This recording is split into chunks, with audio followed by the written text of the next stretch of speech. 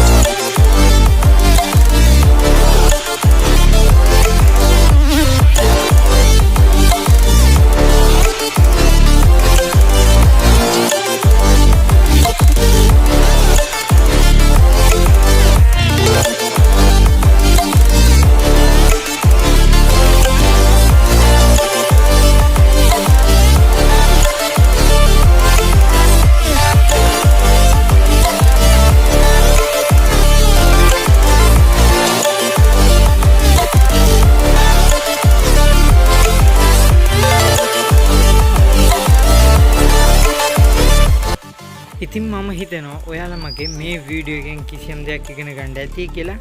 ඉතින් මම මේ වගේ නැවත වීඩියෝ එකකින් හම් වෙනකම් ඔයාලා මගේ channel එක subscribe කරලා තියාගන්න. මේ රාවණ ටෙක්නික්